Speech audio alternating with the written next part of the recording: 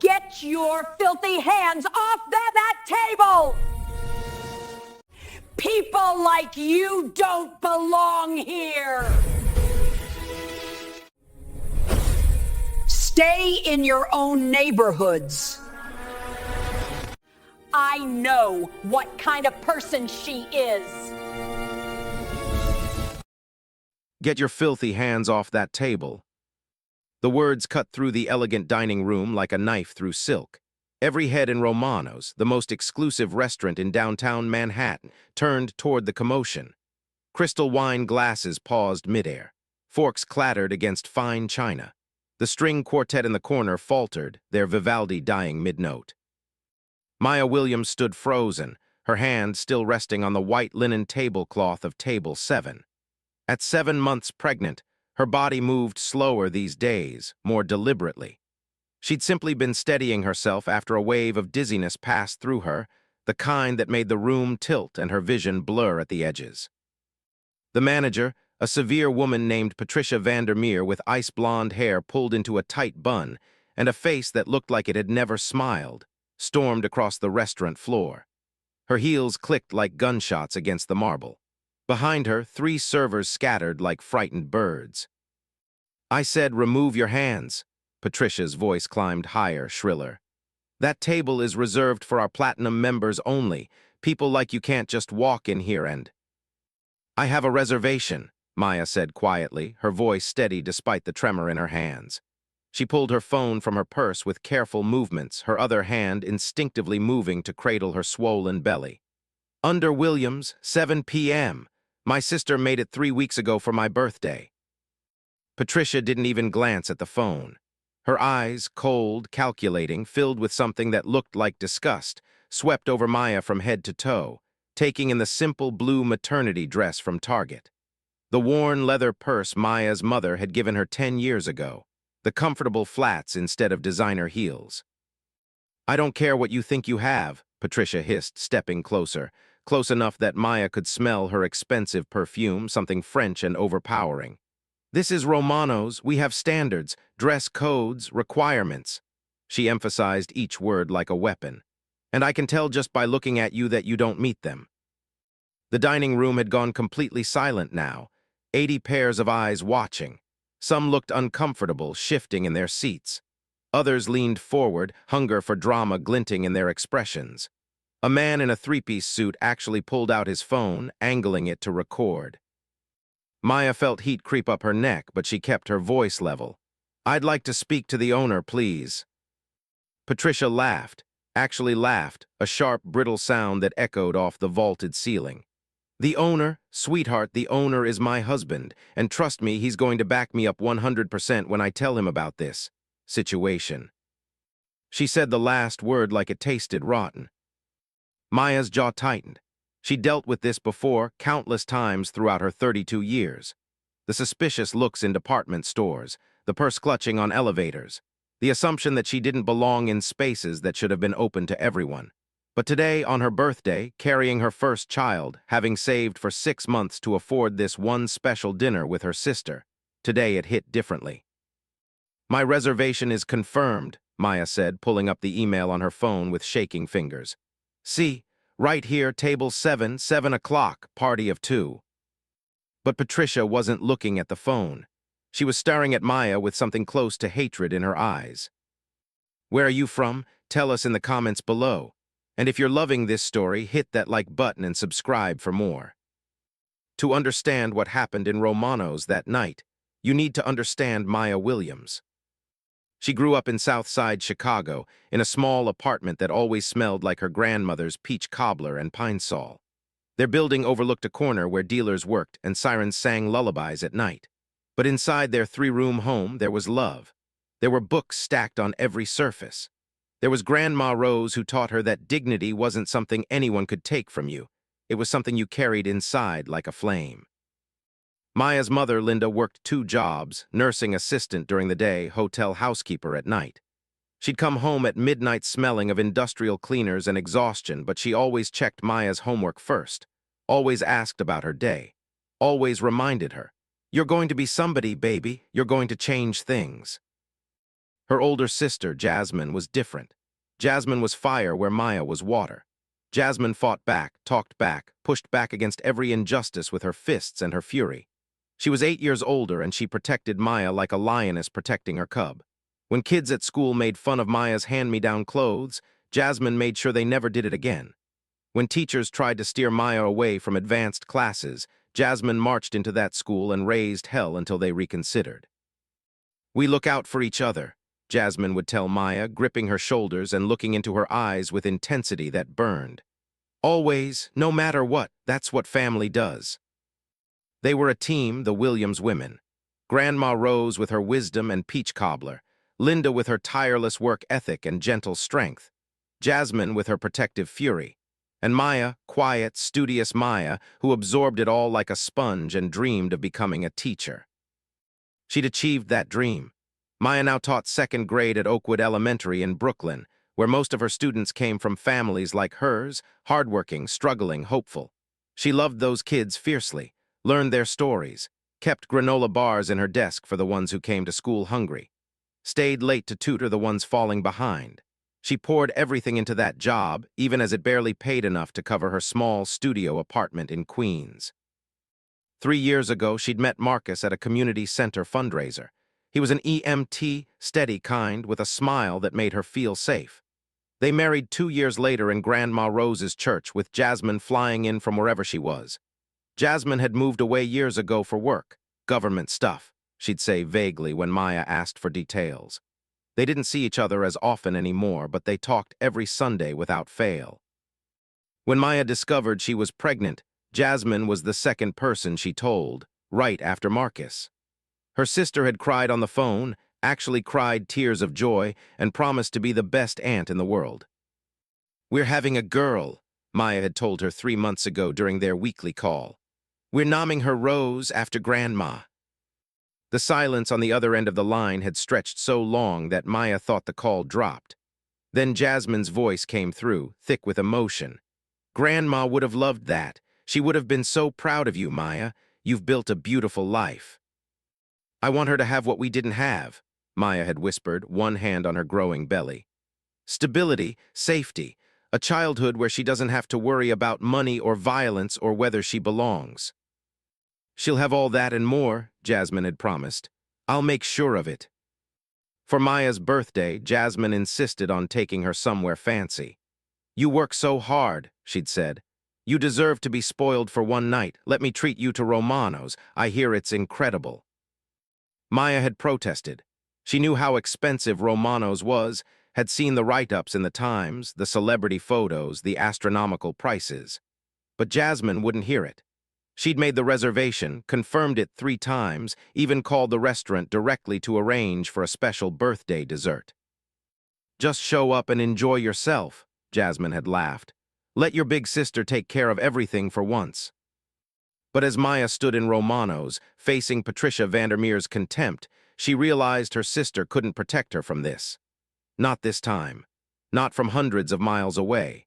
She was alone, pregnant, and about to face something that would test everything Grandma Rose had taught her about dignity. "I'm going to ask you one more time to leave," Patricia said, her voice dropping to something dangerous and quiet. "Before I have security remove you." Maya's heart hammered against her ribs. Baby Rose kicked hard against her side, as if sensing her mother's distress. "I have a reservation. I'm not leaving until I speak with—" "You're trespassing." Patricia cut her off, stepping even closer. Maya could see the pores in her perfectly made-up face, the hardness in her blue eyes. "You clearly can't afford to eat here. You probably saw this place on social media and thought you could just walk in and, what, cause a scene, try to get free food, maybe threaten to post a bad review." A woman at a nearby table gasped. A man muttered something to his companion that sounded like agreement.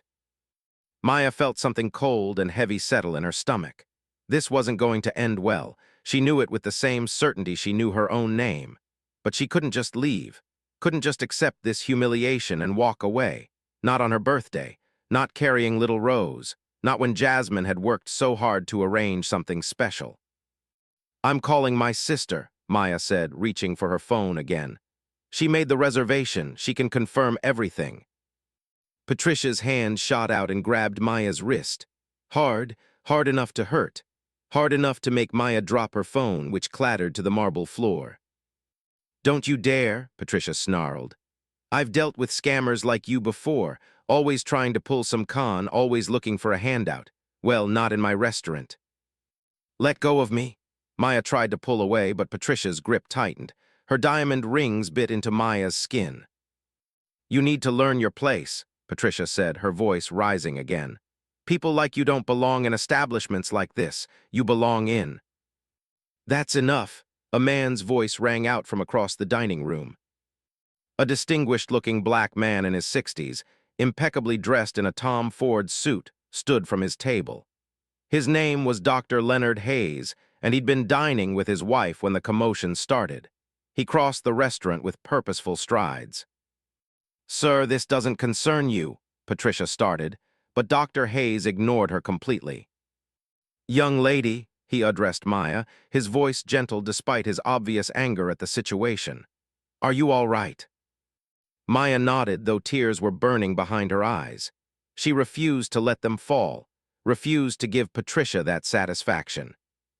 "This woman is disrupting our establishment," Patricia protested, finally releasing Maya's wrist. Red marks remained where her fingers had been. "I'm handling it." "What I saw," Dr. Hayes said coldly, "was assault. You put your hands on a pregnant woman who was simply trying to show you a confirmed reservation." "A confirmed reservation," Patricia scoffed. "Do you really think someone like her could afford to eat here? Look at her." The words hung in the air like poison gas. Dr. Hayes's expression hardened. His wife, Claire, had joined him now, her face set in lines of fury. Several other diners were standing too, phones out, recording everything. "Someone like her," Dr. Hayes repeated slowly. "Please elaborate on what you mean by that." Patricia's face flushed red. I didn't mean, it's just obvious that she doesn't belong." "Because she's black," Claire Hayes interrupted, her voice sharp as glass. "Is that what you mean? Because she's a black woman, she couldn't possibly afford your overpriced pasta?" "How dare you suggest I'm not racist," Patricia sputtered. "This has nothing to do with race. This is about standards, about maintaining the integrity of—" "I've heard enough." Dr. Hayes pulled out his own phone. "I'm calling the police. This is discrimination, plain and simple, and assault." Patricia's eyes went wide. For the first time, uncertainty flickered across her face. "You can't. We have the right to refuse service to anyone who doesn't meet our dress code." "She's wearing a dress," someone shouted from the back of the restaurant. "What more do you want?" "Yeah, this is bullshit," another voice added. "Just admit you're racist and move on." The restaurant erupted. Half the diners were standing now. Some were shouting at Patricia, others were filming, a few were calling for the owner. The string quartet had given up entirely and fled to the kitchen. Patricia's face cycled through emotions: anger, fear, defiance, panic. Maya watched it all through a strange, detached fog. Her wrist throbbed. Baby Rose was kicking frantically. The room felt too hot, too bright, too loud. "Everyone calm down," Patricia shrieked. "Security, security." Two large men in black suits materialized from somewhere. They looked uncertain, glancing between Patricia, Maya, and the crowd of agitated diners. "Escort this woman out," Patricia ordered, pointing at Maya with a shaking finger. "She's trespassing, she's causing a disturbance, and she's—" The front door of Romano's burst open with such force that everyone jumped. A woman strode in, tall, commanding, wearing a dark suit that screamed federal authority. Her heels clicked like hammers as she crossed the marble floor, her eyes scanning the scene with the practiced assessment of someone trained to evaluate threats in seconds. Maya's breath caught. She knew that walk, knew that presence, but her sister wasn't supposed to be here for another 20 minutes. And why was she wearing that? "Maya," Jasmine Williams reached her sister in 4 strides, immediately taking in the red marks on Maya's wrist, the tears shimmering in her eyes, the protective way she cradled her belly. Jasmine's jaw clenched so tight that Maya could hear her teeth grind. "I'm okay," Maya said quickly, though her voice wavered. "Jazz, I'm okay, she put her hands on you?" It wasn't a question. Jasmine had seen the marks, seen the fear in her sister's eyes, and something cold and terrible settled over her face like a mask. When she turned to Patricia, her voice was ice. "You put your hands on my sister." Patricia, who had started to speak, seemed to actually register Jasmine for the first time. The severe suit, the badge clipped to her belt, though she couldn't quite see what it said from this distance. The absolute authority radiating from every pore. Her mouth opened and closed like a fish. "This is a private matter," Patricia finally managed. "Between my establishment and this woman who tried to." "Her name is Maya Williams." Jasmine's voice could have cut steel. "Dr. Maya Williams. She has a master's degree in education and has been Teacher of the Year 3 times. She volunteers at homeless shelters on weekends. She's 7 months pregnant with her first child, and she had a confirmed reservation at your restaurant for her birthday dinner." Each word landed like a physical blow. Patricia took a step back.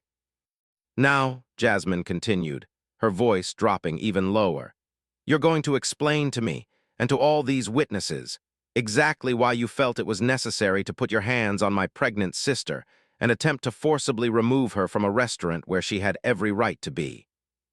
"She doesn't even have a PhD, Patricia muttered, seizing on the one thing she could dispute. "Dr. Williams, really? That's—" "Masters in Education," Dr. Leonard Hayes interjected, "which in the teaching profession does earn the title, but that's completely beside the point."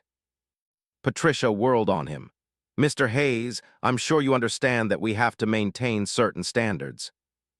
"It's Dr. Hayes, actually," Claire Hayes said with satisfaction. "Chief of Surgery at Mount Sinai, and my husband is right, the title is irrelevant. What's relevant is that you discriminated against a woman because of the color of her skin." Patricia's face went from red to white. Race has nothing to do with." "Then what does it have to do with?" Jasmine asked, her voice deceptively calm. Around them, phones were still recording. At least 20 different angles capturing every word, every expression. "You took one look at my sister and decided she didn't belong here. You decided she couldn't afford to eat here. You decided she was trying to scam you. Why? What about her made you leap to those conclusions?" Silence. "Was it her dress?" Jasmine pressed. "Because I've seen white women wear far more casual clothing into this restaurant without being accosted. Was it her purse, her shoes, or was it something else? Something about her skin color that made you assume she was poor, dishonest, and unworthy of basic human respect?" You're twisting my words." "I'm not twisting anything. I'm asking you direct questions, and your inability to answer them is remarkably telling." Patricia's hands were shaking now. She clasped them together to hide it. "Who are you?" she demanded. "You come in here throwing around accusations, acting like you own the place." "I'm her sister." Jasmine's smile was sharp as a blade. "And I'm someone who takes it very personally when people hurt my family." One of the security guards cleared his throat. "Ma'am, I think maybe we should all just calm down and—" "No," Jasmine didn't even look at him. "No one is calming down. No one is sweeping this under the rug. My sister came here for a birthday dinner. She was physically assaulted by your manager. That's not something we're going to just move past with a polite apology and a comped dessert." "Assaulted," Patricia's voice pitched high with hysteria. "I barely touched her. She's being dramatic. You're all being dramatic. This is my restaurant. I can refuse service to anyone." "Not based on race, you can't," a new voice interjected. A woman in her 40s, elegant, with silver-streaked hair, approached from the back of the restaurant. She wore a designer dress and carried herself with the confidence of old money. "I'm Amanda Rothschild," she said, addressing the room. "My husband and I have been members here for 12 years, and I just watched you commit blatant racial discrimination followed by assault. So did everyone else here." She held up her phone, still recording. "As did I," said a young man in a hoodie who'd been eating alone in the corner. "Streamed the whole thing live to my 50,000 followers, actually. It's already been shared about 500 times." "And I," added an elderly white woman with perfectly coiffed white hair, "sent a text to my daughter who happens to be a civil rights attorney. She's very interested in speaking with you, young lady." She addressed Maya with a kind smile, "if you're interested in pressing charges." Patricia looked around the restaurant wildly, seeing the phones, the hostile faces, the recordings that would be all over social media within the hour. Her empire of exclusivity and standards crumbling around her in real time. "This is insane," she breathed. "You're all insane. Over what? Over some entitled woman who thought she could just—" "Entitled?" Jasmine's voice dropped to something dangerous. "My sister is the least entitled person I know.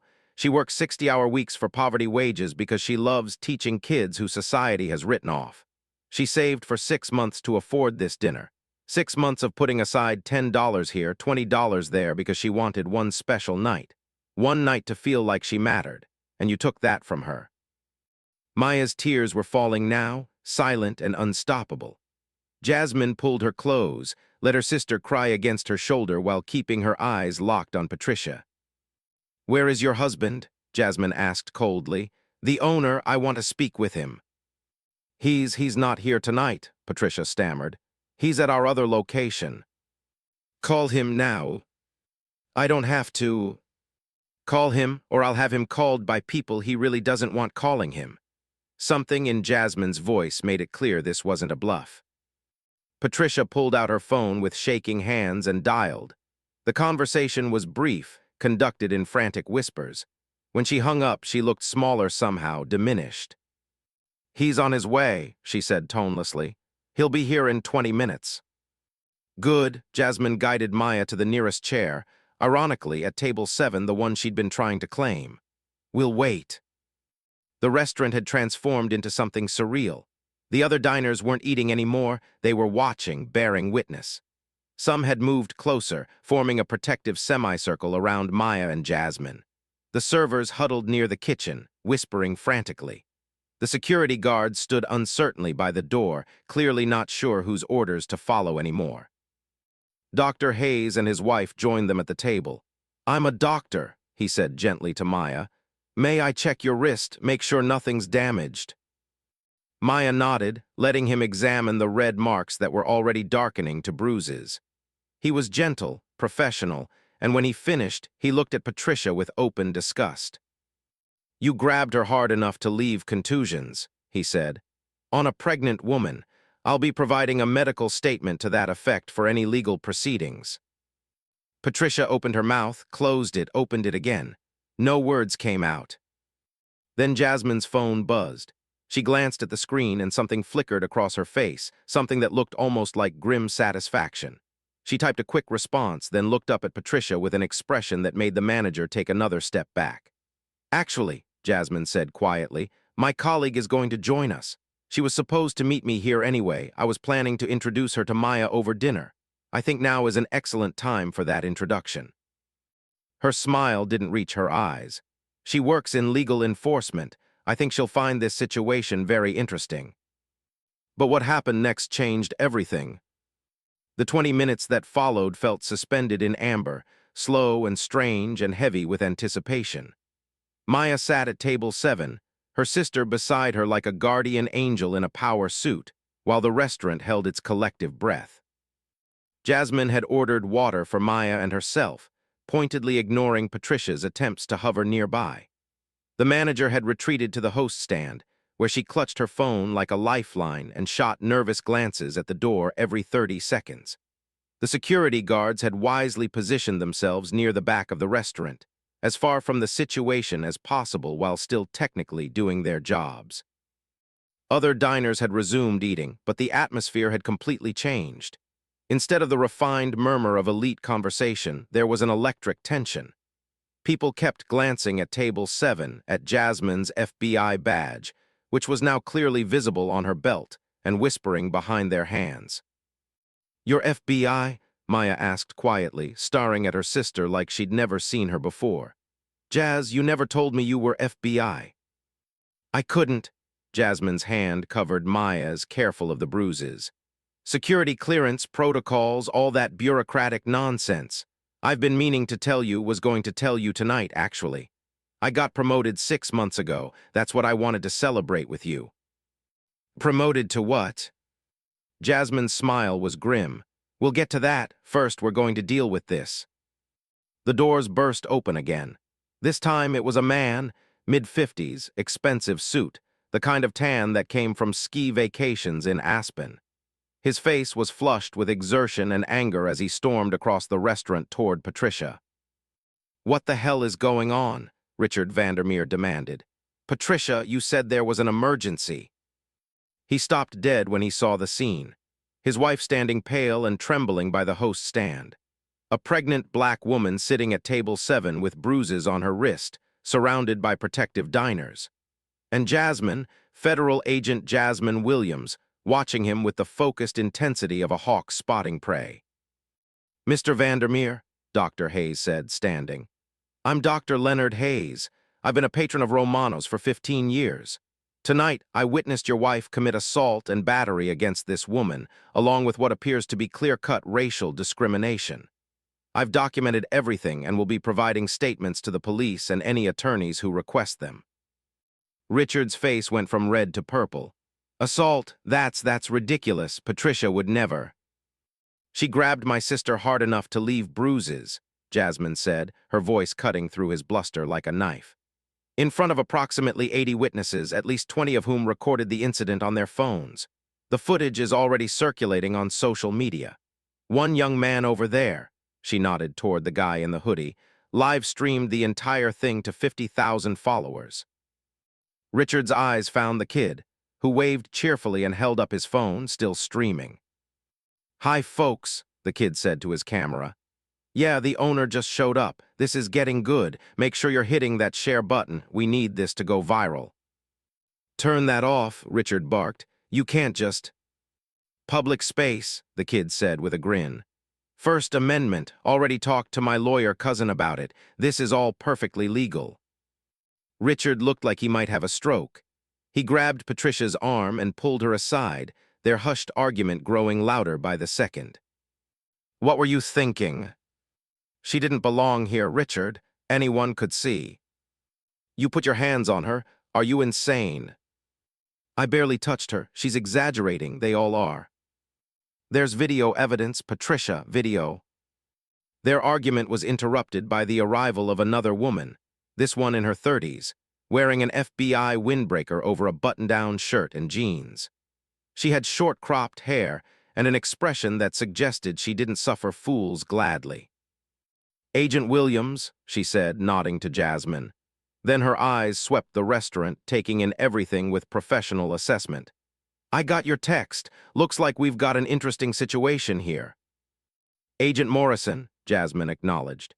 "Thanks for coming. This is my sister, Maya. Maya, this is Special Agent Sarah Morrison. She works in the Civil Rights Division." Civil Rights Division.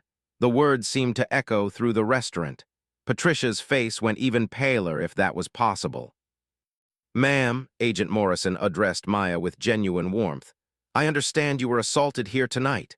Can you walk me through what happened?" Maya did. Her voice was stronger now, steadier. She described arriving at the restaurant, approaching table 7, Patricia's immediate aggression, the escalating confrontation, the physical grab that left bruises. Around her, other diners chimed in to corroborate, to add details, to offer their own recordings as evidence. Agent Morrison took notes, asked clarifying questions, and photographed Maya's wrist from multiple angles. Through it all, the Vandermeers stood frozen, watching their world implode in real time. "This appears to be a clear Title II violation," Agent Morrison said when Maya finished. "Discrimination based on race in a place of public accommodation, combined with assault and battery, and—" she glanced at the growing social media response on her phone, "what's shaping up to be a significant PR nightmare." "We're happy to settle this quietly," Richard said quickly. "Obviously, this was a terrible misunderstanding. Patricia was simply trying to—" "Trying to what?" Jasmine's voice could have frozen fire. "Protect your restaurant from a pregnant black woman who wanted to eat dinner. How exactly do you explain that away?" "She made assumptions," Richard stammered. "Poor assumptions, yes, but not. It wasn't based on race, it was based on—" "On what?" Dr. Hayes challenged. "On her appearance, her clothing, the fact that she was black and pregnant and you assumed she couldn't afford your overpriced menu. Please elaborate." Richard's mouth worked silently. "I've been an attorney for 30 years, Amanda Rothschild said, pulling out a business card. I specialize in discrimination cases. Ms. Williams, I would be honored to represent you pro bono. This is one of the most clear-cut cases I've seen in decades. As would I, added another voice, a distinguished man in his 70s who'd been quietly eating soup in the corner. Bernard Stein, partner at Stein and Associates. We've handled several high-profile civil rights cases. We'd very much like to discuss representation. More attorneys emerged from the woodwork. Apparently Romano's was popular with Manhattan's legal elite, and they'd all just witnessed a discrimination case so blatant it might as well have come with neon signs.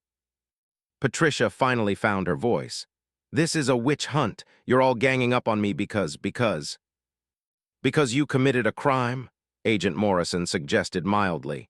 Yes, that tends to make people unsympathetic. I want everyone out, Patricia shrieked, losing what was left of her composure. Out, this restaurant is closed, all of you need to. Actually, a new voice cut through the chaos.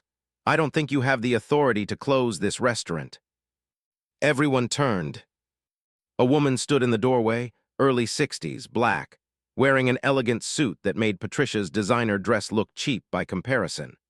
She had silver hair styled in a sophisticated bob and carried herself with the kind of presence that made people automatically step aside to let her pass. Jasmine straightened. Maya's eyes went wide. Oh shit, the streaming kid whispered to his camera. Guys, you're not gonna believe who just walked in. The woman's heels clicked across the marble with deliberate precision. Patricia's face had gone from pale to gray, and even Richard looked like he might faint. Because everyone in that room who knew anything about Manhattan's power structure, which was most of them, recognized Director Catherine Price.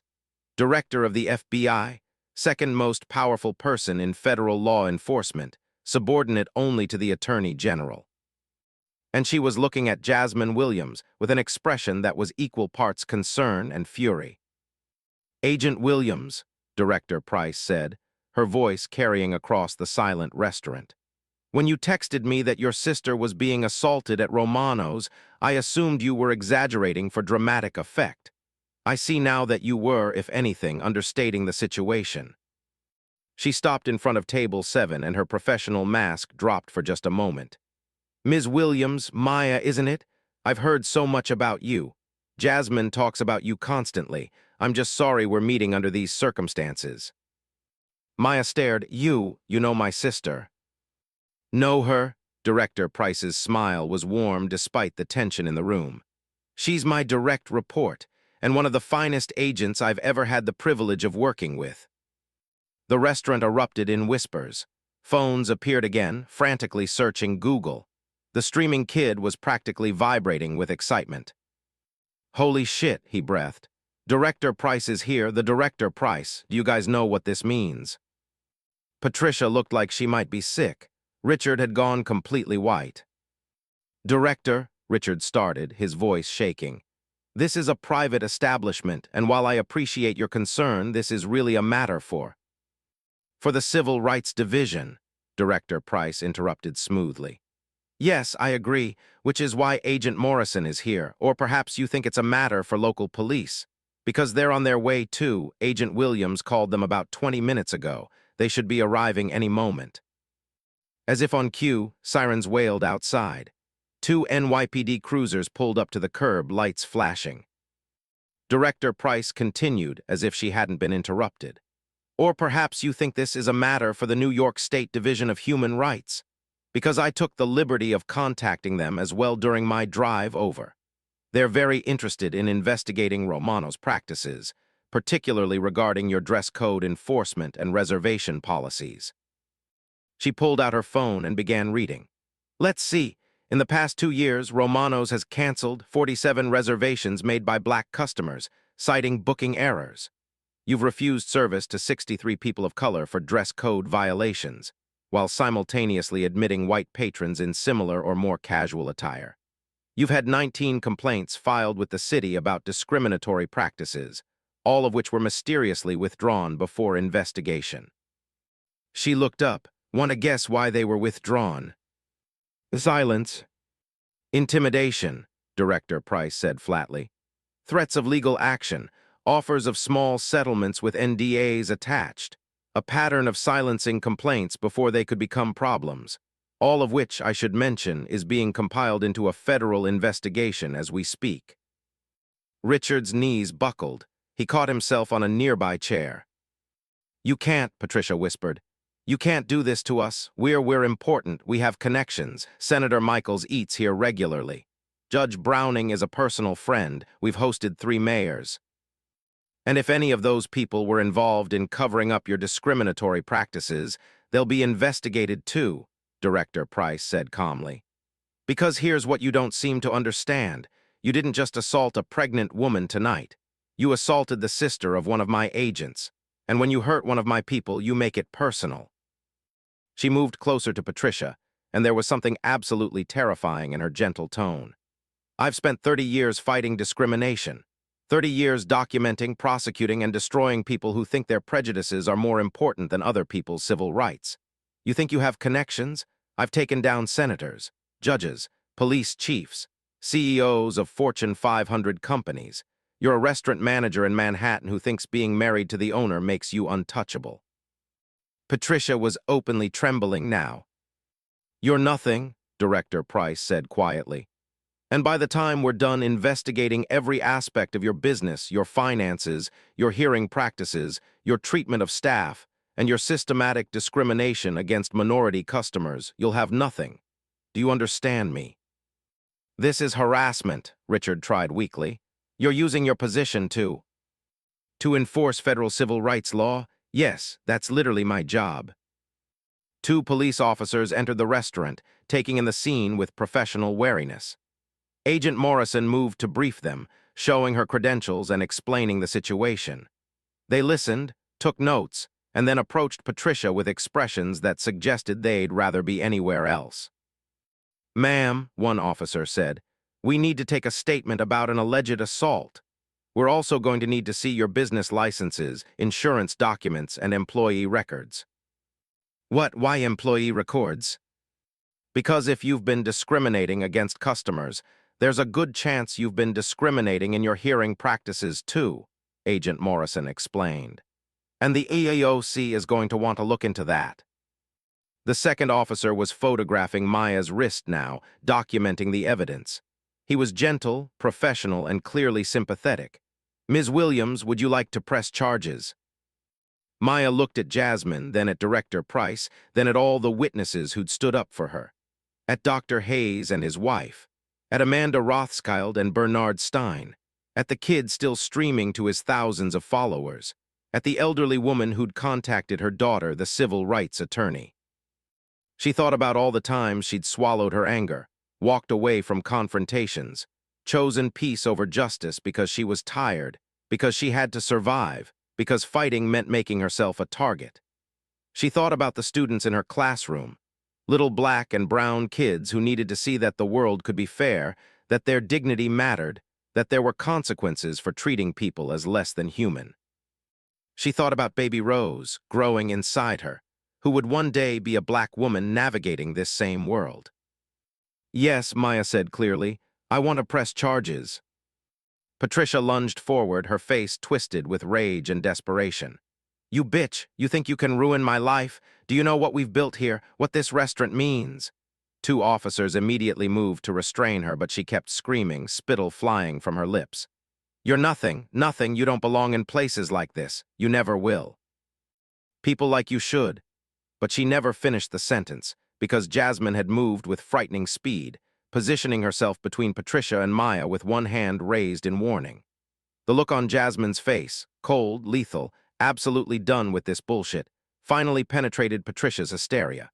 The manager's voice died in her throat as she realized she was facing not just an FBI agent, but a woman who'd spent her entire life protecting her little sister from people exactly like her.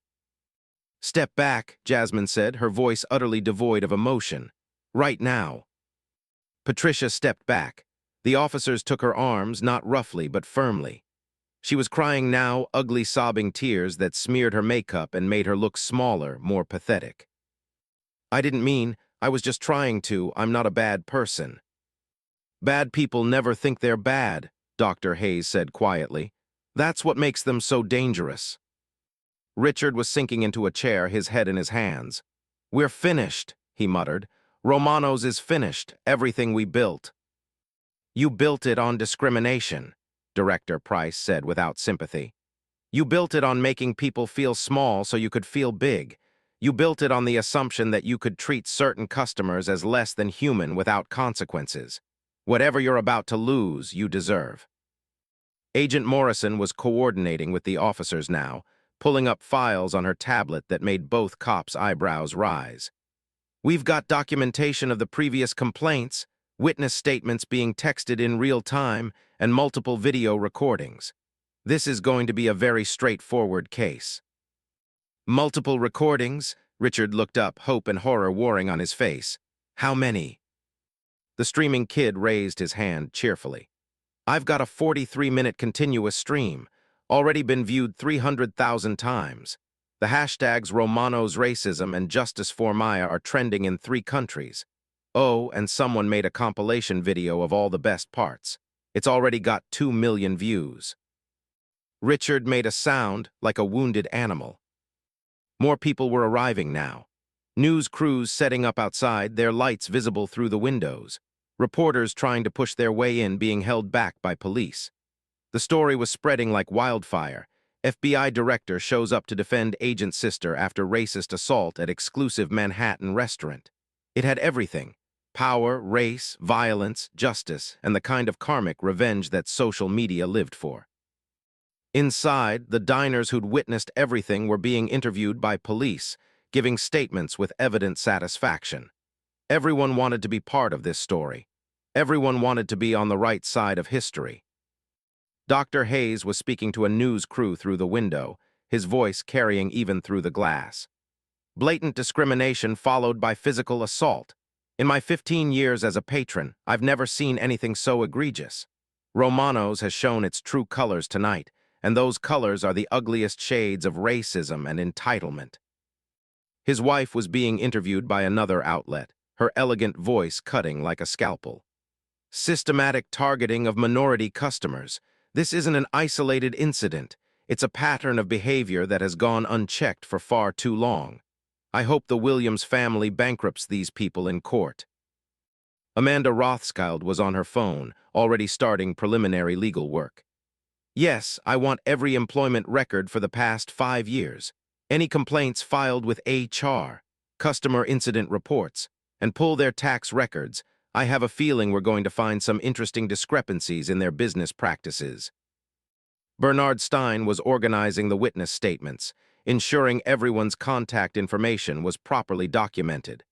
This is going to be the easiest case I've ever tried, he told Maya with satisfaction. You'll own this restaurant before we're done. Through it all, Maya sat at table 7, the table she'd been prevented from claiming, with Jasmine's arm around her shoulders and Director Price sitting across from them like a protective guardian. Baby Rose had stopped kicking, as if even she sensed the moment had passed, justice was coming, and everything would be all right.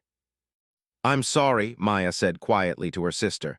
This was supposed to be a nice birthday dinner. I ruined it. You ruined it? Jasmine pulled back to look at her sister with incredulity. Maya, you did nothing wrong, nothing.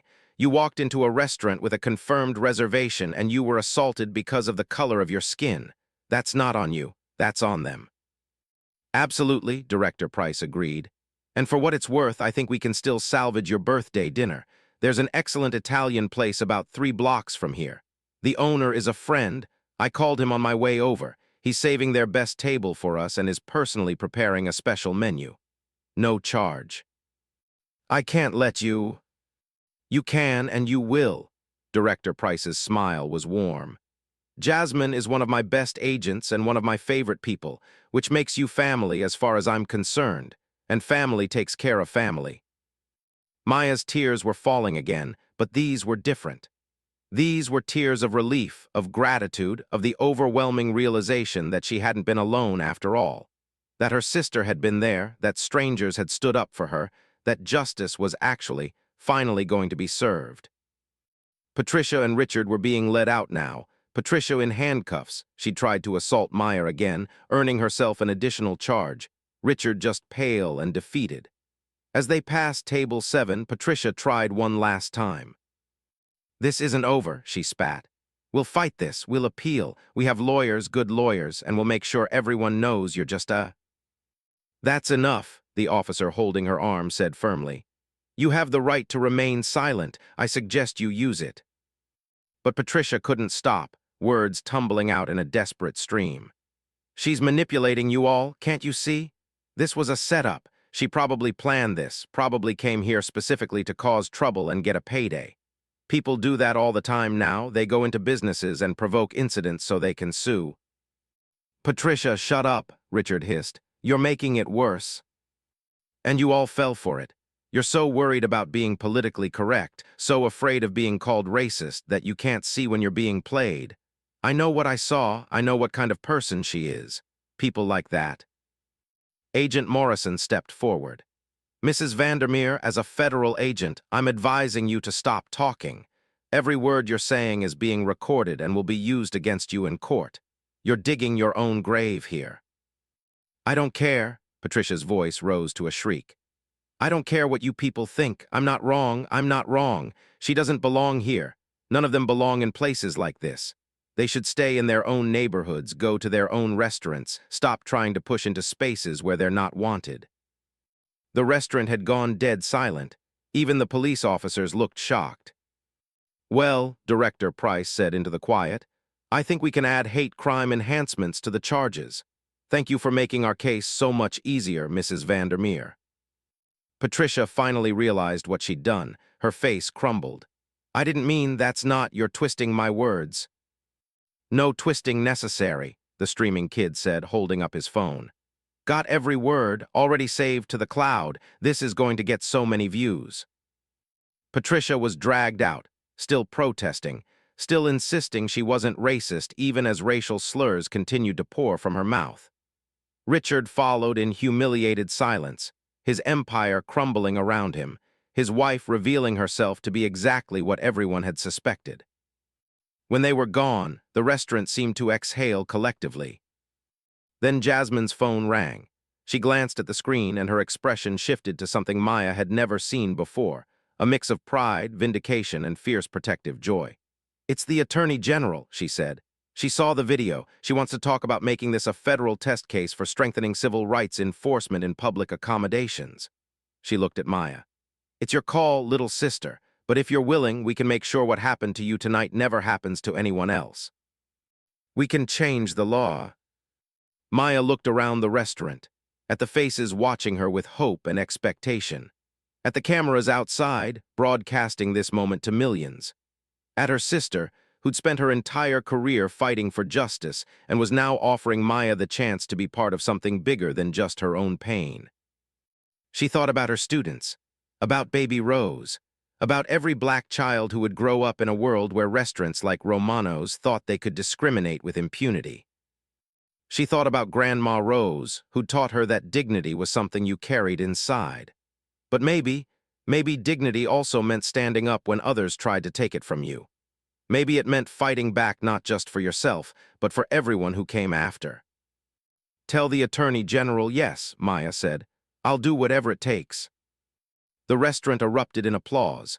People were crying, cheering, reaching out to shake her hand and pat her shoulder. Dr. Hayes and his wife were beaming. Amanda Rothschild and Bernard Stein were already conferring about legal strategy. Agent Morrison was typing furiously on her phone, setting things in motion. And Jasmine pulled her little sister close and held her tight, the way she'd done when they were children in South Side Chicago, when Maya was scared and Jasmine promised nothing would hurt her. "I'm so proud of you," Jasmine whispered. "Grandma would be so proud." "I'm proud of you too," Maya whispered back. "You became everything you said you would. You protected people. You made things better." "We both did," Jasmine pulled back, smiling through her own tears. "You with your teaching, me with the FBI, different paths, same goal, and now we're going to finish what Grandma started." Director Price ended her own phone call and joined them. "The AG is filing papers tomorrow. This is going to be front-page news in every major outlet. The White House is even paying attention. There's talk of the president making a statement about strengthening civil rights protections. Maya, you've just become the face of a movement. It was overwhelming, terrifying, but also right. Maya felt it in her bones, the same way she'd known becoming a teacher was right, the same way she'd known marrying Marcus was right, the same way she'd known the moment she felt baby Rose kick that she would love this child more than life itself. Okay, she said, her voice stronger now. Let's do this. Let's make sure no one else has to go through what I went through tonight. Over the next hour, everything moved with the swift efficiency of federal law enforcement in motion. Statements were taken and documented. Evidence was cataloged. The streaming kids video was officially requested for the case file. He agreed immediately, thrilled to be part of history. News outlets were given carefully crafted statements that told the story without compromising the investigation. Romano's was shut down pending investigation. Health inspectors arrived and found numerous violations that had somehow never been cited before. The New York State Liquor Authority showed up to review their license. Immigration and Customs Enforcement, completely separate from the FBI but mysteriously tipped off, arrived to verify the documentation of their kitchen staff and found several workers being paid cash under the table at sub-minimum wages. Funny how that works, Agent Morrison observed with grim satisfaction. Start pulling threads on one kind of corruption and you find it's connected to 5 others. By the time everything was done, Romano's faced 17 different investigations from 9 different government agencies. Richard Vandermeer's lawyer arrived and immediately advised him to start liquidating assets to pay for legal defense. Patricia was being held pending arraignment on assault, battery, civil rights violations, and hate crime charges. They'll probably offer a plea deal, Bernard Stein explained to Maya. But we're going to push for maximum penalties, and the civil suit, he smiled. The civil suit is going to be devastating. You'll never have to worry about money again. I don't want money, Maya said quietly. I want change. You'll get both, Amanda Rothschild promised. The money will just be a side benefit of destroying their business and making an example for every other establishment that thinks discrimination is an acceptable business practice. As midnight approached, Director Price finally suggested they adjourn to that Italian restaurant 3 blocks away. Maya was exhausted, emotionally drained, but also strangely energized. She'd stood up, she'd fought back, and she'd won. The walk to Bella Luna, the Italian restaurant, felt surreal. News crews tried to follow them, but police officers, who'd become surprisingly protective of Maya, ran interference. Jasmine kept one arm around her sister, guiding her through the chaos with practiced ease. Bella Luna was everything Romano's had pretended to be. Warm, welcoming, with genuinely beautiful decor that spoke of family heritage rather than purchased prestige.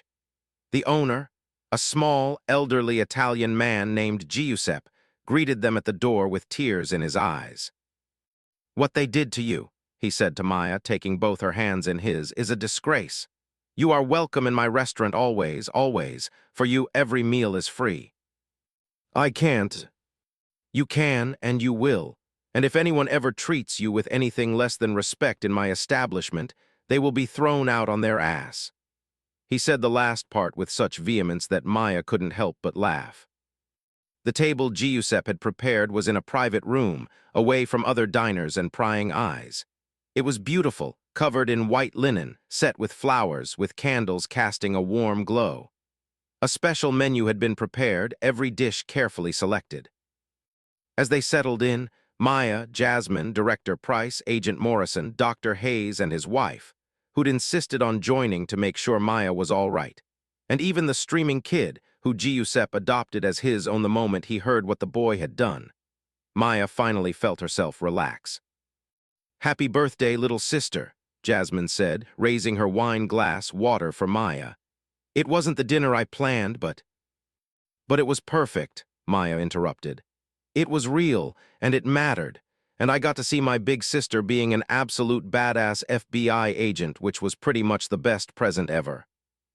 Everyone laughed. Stories were shared. Giuseppe brought out course after course of incredible food, each one better than the last. He refused payment from everyone, insisting this dinner was his gift to Maya and to justice. Somewhere around the third course, Maya's phone rang. It was Marcus, her husband, frantic with worry because the news was everywhere, and he'd seen his wife's face all over the internet. "I'm fine," she assured him. "Better than fine. Jazz took care of everything. We're having dinner now. I'll tell you everything when I get home. But Marcus, we're going to change things. We're going to make sure this never happens to anyone else." She could hear the pride in his voice. "I love you. You're amazing. You're the strongest person I know." "I love you too. Give baby Rose a kiss for me." She hung up, smiling. The dinner stretched on, conversation flowing easily now that the crisis had passed. Director Price shared stories from her career, tales of other cases where justice had prevailed against the odds. Agent Morrison talked about the Civil Rights Division's work, the impact they'd already had, the impact they planned to have with Maya's case setting new precedent. Dr. Hayes spoke passionately about medical discrimination, about how prejudice literally killed people in hospitals when black patients weren't believed about their pain or symptoms. His wife discussed educational inequality, prison reform, housing discrimination, all the interlocking systems of oppression that needed to be dismantled piece by piece. And Maya listened, absorbing it all, understanding for the first time the true scope of what her sister had been fighting for all these years. Understanding that her own small battles in the classroom, teaching her students they mattered, that they were worthy, that they could dream big, were part of the same war. "We're all doing the same work," she said at one point. "Different methods, different arenas, but the same goal: human dignity, equality, justice." "Exactly," Director Price agreed. "And tonight you struck a blow for all of it. You refused to be made small, you stood your ground, and you're going to help us make sure the system finally has teeth to protect people like you." As the evening wound down and Giuseppe brought out a spectacular birthday cake, he'd made it himself when he heard about Maya's ruined birthday, Maya felt something shift inside her. The fear and humiliation from earlier had transformed into something else. Not anger, she'd never been an angry person, but resolve, determination, a bone-deep certainty that she'd done the right thing and would keep doing it no matter what came next. "Speech," the streaming kid called out. His camera was off now, his phone tucked away. He was just a person celebrating with them, no longer documenting for posterity. Maya stood, one hand on her belly where baby Rose was finally sleeping peacefully. She looked around the table at these people, some she'd known for hours, some for minutes, but all of whom had stood up for her when it mattered most. "Thank you," she said simply. "Thank you for seeing me, for believing me, for standing with me when you didn't have to. Tonight started as the worst night of my life, but it's ending as something else entirely. It's ending as a reminder that there are good people in this world, that justice is possible, that change can happen." She turned to Jasmine. "Thank you for being my sister, for protecting me my whole life, for growing up to be exactly the kind of person Grandma knew you'd become." Jasmine's eyes were shining with tears. "And thank you," Maya continued, addressing everyone, "for reminding me that I don't have to accept injustice quietly, that my voice matters, that my daughter," she touched her belly, "is going to grow up in a world where people fight back against discrimination instead of accepting it as the price of existing while black." She raised her water glass. "To justice, to dignity, to standing up, and to my baby girl who's going to inherit a better world because we refuse to let hatred win." "To baby Rose," everyone echoed, glasses raised. They drank, they ate Giuseppe's incredible cake. And as midnight passed and her birthday officially ended, Maya Williams, second-grade teacher, daughter of South Side Chicago, sister to an FBI powerhouse, and soon-to-be mother to Rose, felt something she hadn't felt in the dining room at Romano's. She felt powerful. The aftermath came in waves. Within 24 hours, Romano's permanently closed its doors. The investigations revealed a stunning pattern of discrimination going back 12 years. Hundreds of complaints that had been buried, settled quietly, or intimidated into silence.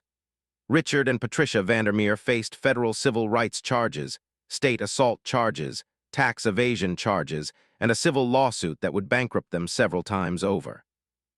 The video of Patricia's racist tirade went viral with the kind of velocity that changed cultural conversation. Romano's racism trended for a week. Every news outlet ran the story. Politicians from both parties condemned the Vandermeers. The president mentioned Maya's case in a speech about civil rights enforcement. More importantly, much more importantly, the case became the catalyst for new federal legislation. The Civil Rights Public Accommodations Enforcement Act, nicknamed Maya's Law by the media, passed with bipartisan support. It strengthened penalties for discrimination, made it easier for victims to sue, and created a federal database of businesses with documented patterns of discriminatory behavior. Maya became the face of the movement, but she never let it consume her. She went back to teaching, back to her students, back to the work she'd always believed in. She gave speeches occasionally, testified before Congress once, but mostly she focused on being pregnant, preparing for Rose, and supporting her students. Jasmine was promoted to deputy director, her handling of Maya's case showcasing exactly the kind of leadership the Bureau needed. She and Maya returned to their Sunday phone calls, though now they could talk freely about Jasmine's work, sharing stories and victories and frustrations. Dr. Hayes and his wife became close friends, visiting Maya and Marcus regularly, eventually becoming baby Rose's honorary grandparents. Giuseppe Bella Luna made good on his promise. Every meal was free, and Maya's birthday became an annual event at the restaurant, a celebration of justice and dignity attended by everyone who'd stood up that night.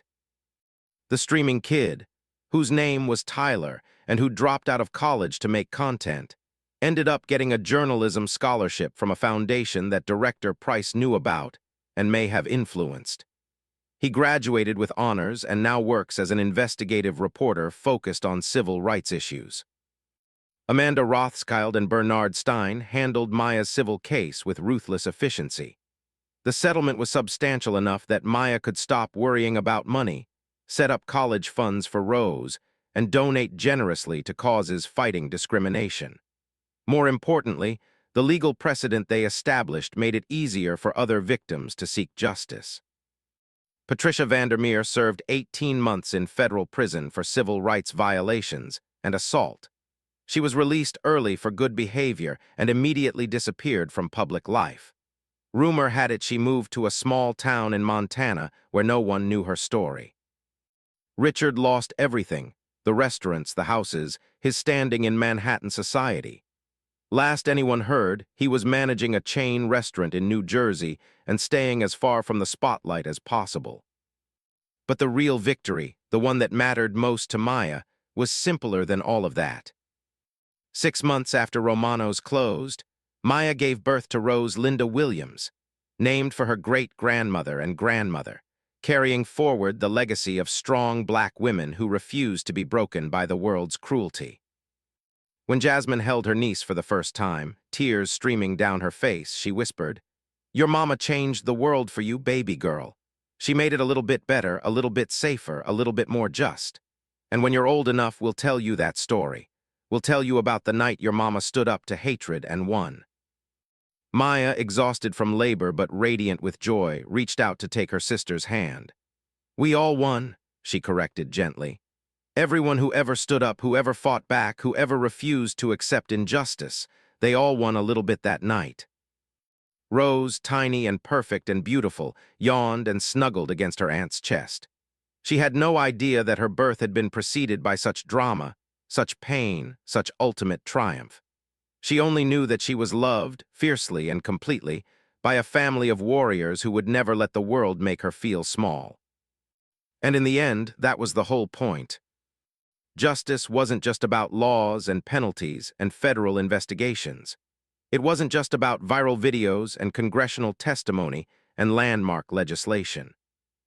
Justice was about a little girl named Rose who would grow up knowing her mother stood up when it mattered, who would learn from her Aunt Jasmine that power should be used to protect the powerless, who would understand from her grandmother Linda's example that hard work and dignity went hand in hand, who would carry forward Grandma Rose's legacy of quiet strength and unshakable faith that the world could be better.